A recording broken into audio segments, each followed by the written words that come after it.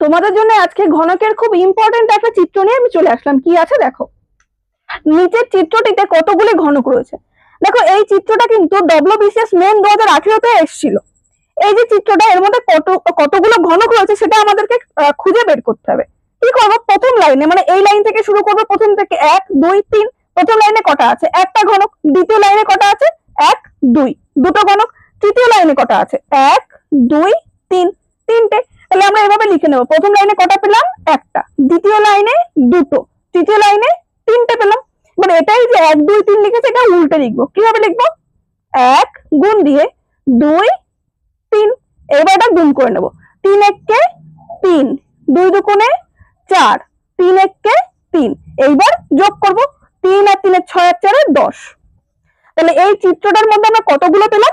10টা। Option C তে 10 আছে, তাহলে এটাই উত্তর।